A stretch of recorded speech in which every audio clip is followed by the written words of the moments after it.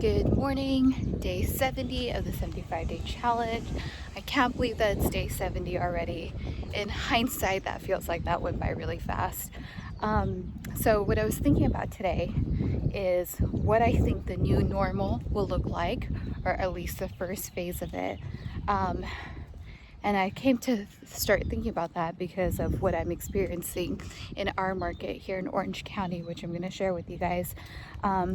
I think that as we slowly work our way out of this quarantine and different industries begin to open up again, I think one thing that's going to remain a staple probably throughout the end of the year would be my guess, just my opinion, is that these measures that we've taken, these protective measures, they're going to stay intact.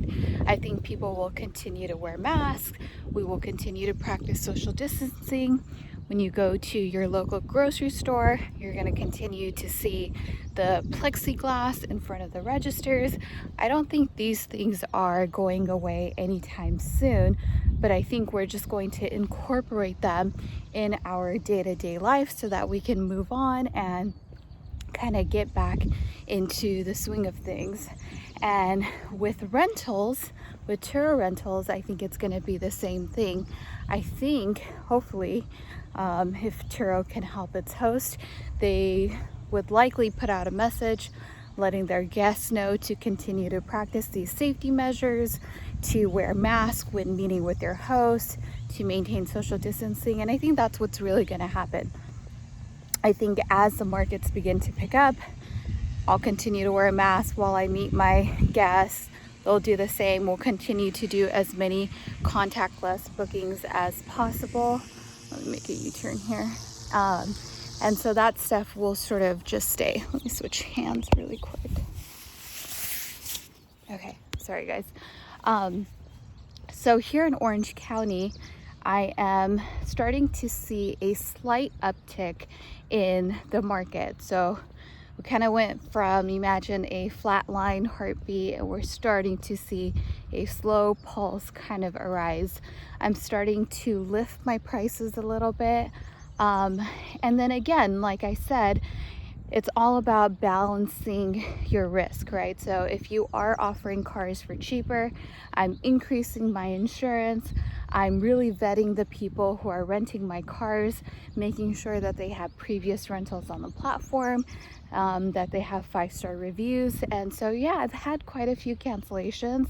If there is even a hint of someone being sort of a shifty character or not communicating well or kind of being problematic, I cancel the bookings. And yes, I'm taking a hit on my profile, but the people that I am renting to, I believe that I'm offering them so much value and such great value that the reviews that they're gonna leave me will outweigh any automated cancellation post that end up on my profile from any of the people that I cancel on. So that's kind of a way to offset that risk. And now I have a lot of people who ask me about, well, is it even worth it to rent out your cars at such a discounted rate given the depreciation and so on? And I don't really understand that question, because what I can say for now, doing this for over a month since all this quarantine business took into effect, is that people are not really driving because they don't have anywhere to go. All of my cars that have come back have been way under mileage. And not only that, but I am also offering very minimal, the bare minimum miles that you can offer on a booking. So I'm definitely not giving the farm away or anything like that. I'm taking a very balanced approach in what my offering is. And my main point of value in these rentals is offering a great price. Right now, people are incredibly price sensitive. Pricing is the key. They're not looking for miles. They're not looking for all this other added value. They're looking for a great deal right now because people are conserving their money or they have a real lack of money.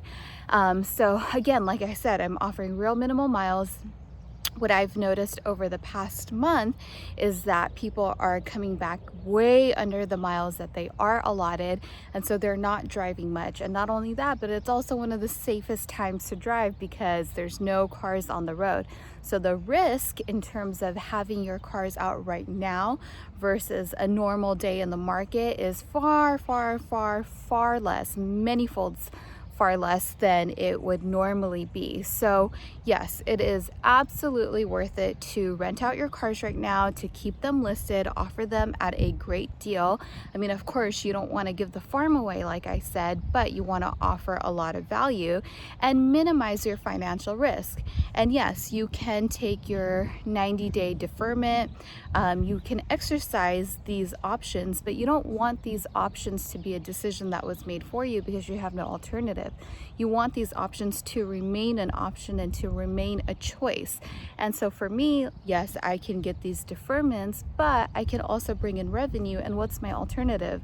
I could just pull my cars off and not do anything and let them just sit and not have that additional revenue come in, or I can continue to have that revenue come in and offset any financial risk that I have, any expenses that I have. And that's what I choose to do, because otherwise what else would I be doing? So definitely am a believer in keeping my cars out. My cars have been going out. I would recommend that you follow me on my Instagram account, which is Saimah's Experience on Instagram. And every week I do post an update with all of my bookings that I'm getting. Now, of course, that's going to vary by market. And I think one of the things that has worked for us here in California is, like I said, this is gonna, I believe, and again, just my opinion, and I don't know what I really know other than just the observations that I make, is that our renters renting in the market will follow the same trend as the pandemic.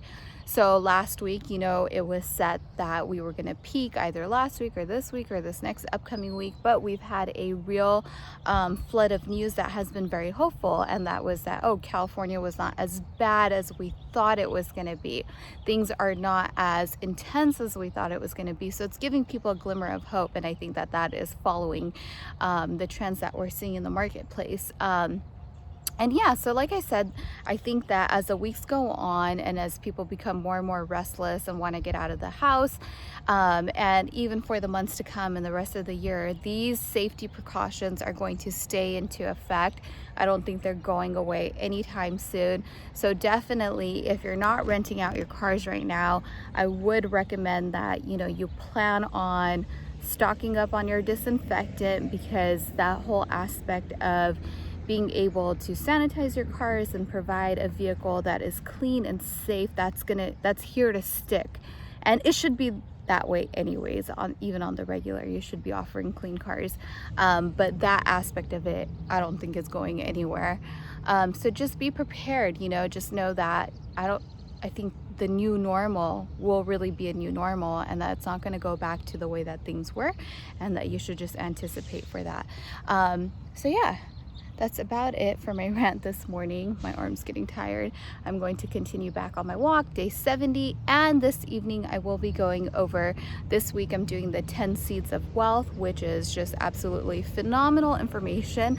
So do tune into that. I'll be going over that this evening, seed number 2, which I believe is Frugality. So I think that's a great one for the climate that we're in right now. But definitely stay tuned. Send me your questions and comments, and I'll talk to you guys later. Bye, guys. Hi guys, happy Tuesday. Hope everyone is safe and healthy. Getting in my reading of The Wealthy Gardener. So weird how times have changed, because early on in this challenge it was getting to be like midnight, 1 a.m. by the time I was getting to my reading. And right now it is roughly about 5:15 p.m. and I'm already on to my reading for the day, so kind of crazy how things have changed. But this is chapter 5, lesson 2, and I'm going over the 10 seeds of wealth, and this is seed number 2, which is called Frugality. By sowing frugality, we reap liberty, a golden harvest. Trying to become wealthy without curbing expenses is like trying to lose weight without cutting calories. Everybody wants a cure for financial problems, sighed the wealthy gardener, but nobody likes the medicine. Frugality is the medicine. Personal finances without thrift is like a dam with many leaks, said the wealthy gardener. Water cannot accumulate despite the generous flow of the river. Likewise, a lifetime of income without frugality always depletes. Frugality is spending very little money and only on things that are necessary. An Ashanti proverb tells us, one cannot both feast and become rich. Beware of little expenses. A small leak will sink a great ship, wrote Benjamin Franklin. In the old days, a person who saved money was a miser. Nowadays, the same person is a wonder. Frugality is rare. So is the accumulation of wealth. It is estimated that less than 3% of the U.S. population will become first-generation millionaires. Those who make a grade rarely do so until they are in their 50s. They credit hard work and discipline. They are not borrowers. Most live in the middle-class neighborhoods. The average millionaire is not likely to display wealth. Friends and family usually have little clue that these millionaires are rich. Most of them drive used cars. Often their strong defense helps them outsource their competition, even those who have a superior income.